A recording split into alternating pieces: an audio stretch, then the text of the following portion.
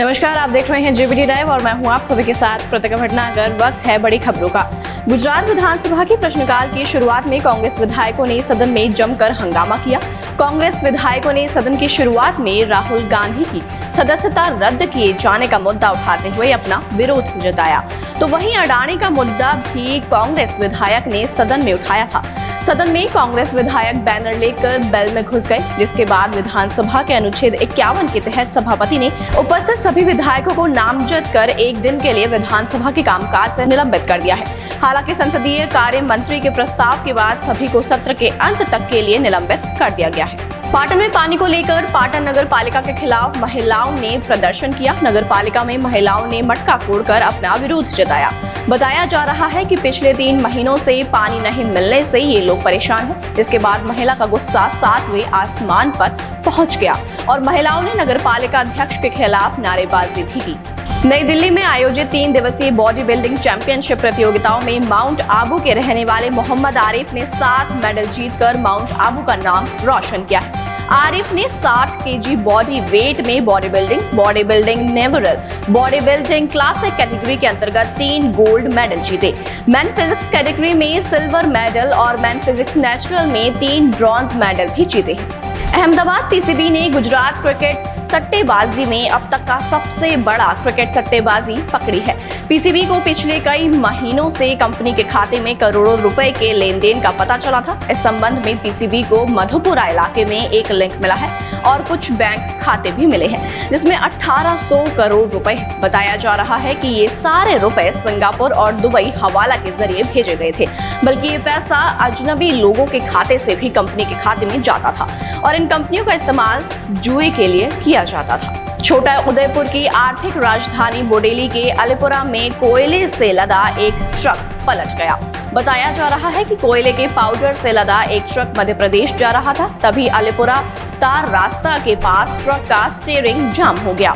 Steering जाम होने से चालक ट्रक से नियंत्रण खो बैठा और ट्रक पलट गया और ट्रक में लदा कोयला दुकानों के बाहर फैल गया। गनीमत ये रही कि ट्रक पलटने से कोई नुकसान नहीं हुआ है। राहुल गांधी के सांसद पद रद्द होने के बाद गुजरात एनएसयूआई के क्षेत्रीय अध्यक्ष के नेतृत्व में राजकोट शहर में विरोध प्रदर्शन किया गया, जिसमें राजकोट शहर में एनएसयूआई के प्रदेश अध्यक्ष सहित कार्यकर्ताओं ने सरकार के खिलाफ विरोध प्रदर्शन किया गया।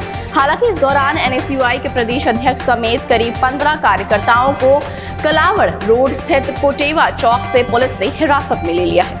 राजस्थान सरकार की ओर से लागू किए गए स्वास्थ्य के अधिकार विधेयक का देश भर के डॉक्टर विरोध कर रहे हैं, जिसमें आईएमए की डीसा शाखा ने डीसा के डिप्टी कलेक्टर को याचिका देकर इस बिल का विरोध जताया। आईएमए ने राजस्थान के डॉक्टरों का समर्थन करते हुए इस बिल को रद्द करने की मांग की है।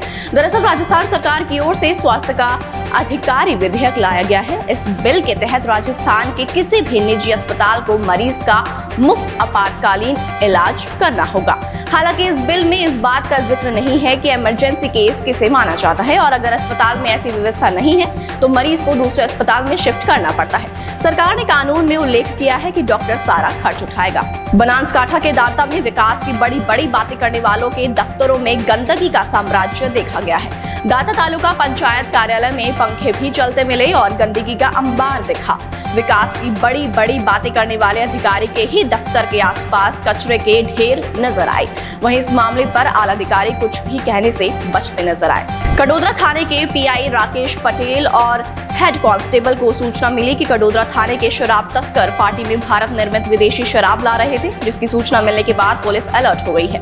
बल्कि पुलिस ने एक्शन लेते हुए शराब तस्करों को गिरफ्तार कर लिया और इनके पास से भारी मात्रा में शराब भी बरामद की है। खाच रोड में हर साल की तरह इस बार भी चैत्र नवरात्र के महीने में नीलकंठेश्वर महादेव जी ने माता चामुंडा को चुनरी पहनाई। आपको बता दें कि प्राचीन परंपरा के अनुसार नीलकंठेश्वर महादेव मंदिर से माता के भक्त माता के जयकारों के साथ नगर भ्रमण कर प्राचीन मां चामुंडा माता मंदिर पहुंचते हैं और फिर मां चामुंडा माता की चुनरी के दर्शन करने जाते हैं। उज्जैन अलोट सांसद अनिल फिरोजिया खाचरोद में चल रहे KPL सीजन 2 के फाइनल मैच में पहुंचे, जहां सिंधिया समर्थक सूर्य प्रकाश शर्मा ने अपनी टीम के साथ सांसद अनिल फिरोजिया और पूर्व विधायक दिलीप शेखावत का स्वागत किया।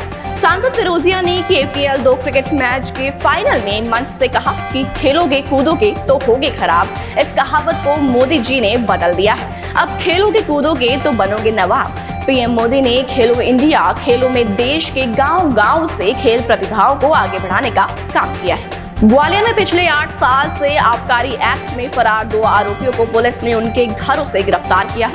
8 साल पहले इन लोगों के खिलाफ पड़ाव थाने में अवैध शराब की तस्करी को लेकर मामला दर्ज हुआ था। तभी से ये लोग फरार थे। इसी बीच ये लोग बाहर चले गए थे और बाहर कुछ दिनों इन लोगों ने मजदूरी की, फिर वापस अपने घर माधवगंज थाना क्षेत्र के गुड़ा पर लौट आए थे।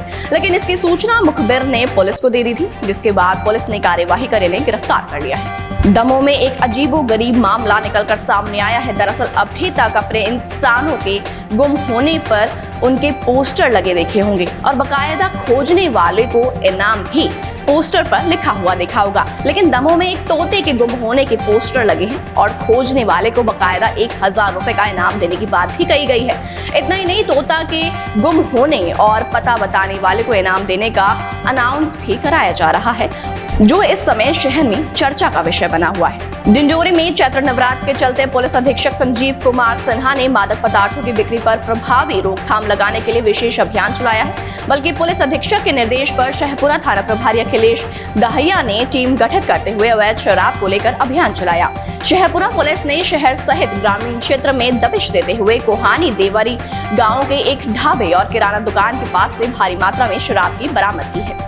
कांग्रेस नेता दिग्विजय सिंह ने एक बार फिर केंद्रीय मंत्री ज्योतिरादित्य सिंधिया पर पलटवार किया है। दरअसल दिग्विजय सिंह से पूछा गया था कि उनके प्रभाव वाले क्षेत्र राजगढ़ में महाराजा सिंधिया सेंध लगाने में सफल हुए हैं।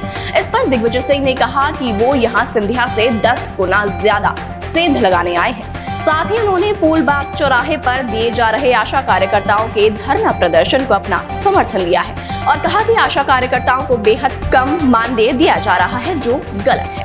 बैतूल में बेटी बचाओ बेटी पढ़ाओ अभियान के उद्देश्य से बेटी बधाई नवाचारी योजना के अंतर्गत जिला चिकित्सालय में नवरात्र के मौके पर एक कार्यक्रम का आयोजन किया गया। इस दौरान नवरात्र में जन्म लेने वाली बेटियों को जिला चिकित्सालय में मच्छरदानी युक्त सुंदर बेड उपहार में दिए गए। साथ ही चुनरी भेंट कर उन्हें नमन किया गया। कार्यक्रम में मुख्य रूप से शिक्षा विभाग के जिला योजना अधिकारी मौजूद रहे। यूपी के मुख्यमंत्री योगी आदित्यनाथ ने घने जंगलों में सारस और बारहसिंघा के लिए विशेष पार्क विकसित करने का निर्देश दिया है। साथ ही सीएम ने जलोत्सव माह का भी शुभारंभ किया। सीएम योगी ने कहा कि घने जंगलों में राज्य पक्षी सारस और राज्य पशु बारहसिंघा के लिए विशेष पार्क विकसित किए जाने चाहिए। साथ ही वन विभाग प्रदेश के जंगलों को इको टूरिज्म के रूप में डेवलप करने के लिए सकारात्मक भाव के साथ काम करें। मैनपुरी में पुलिस ने साइबर फ्रॉड गैंग का खुलासा किया है और साइबर ठगों को गिरफ्तार भी किया है। ये लोग प्रधानमंत्री आवास दिलाने के नाम पर ठगी करते थे। पुलिस ने इनके पास से 4,83,000 रुपए और 3 बाइक, 10 मोबाइल, 27 सिम कार्ड और 2 तमंचों के साथ 60 कारतूस भी बरामद किया है। नोएडा अथॉरिटी की ओर से पेट रजिस्ट्रेशन ऐप के तहत कैंप लगाए जा रहे हैं। Camp sector RWA high rise society में कैंप लगाए जा रहे हैं। गौतम बुद्ध नगर यूपी का ऐसा पहला जिला है जहां डॉग पॉलिसी दिसंबर से लागू हो गई। खबर कौशाम्बी से है, जहां माफिया अतीक अहमद के फरार शार्प शूटर अब्दुल कवी और फरार सरकारी गनर की तलाश में कौशाम्बी पुलिस ने अहमद शामुल के गांव में रेड मारी। पुलिस ने तीसरे दिन भी रेड कर एहद शामुल के घर की तलाशी ली। इस दौरान पुलिस ने फरार सरकारी गनर के बेटे दनियाल करीम और अन्य रिश्तेदारों को गिरफ्तार किया है। तो वहीं पुलिस को तलाशी के दौरान 9 तमंचा और 12 असलहे मिले हैं, जिन्हें पुलिस ने जब्त कर लिया है। फिलहाल खबरों में इतना ही। ऐसी ही तमाम देश दुनिया की खबरों से जुड़े रहने के लिए आप देखते रहिए JBT लाइव। नमस्कार।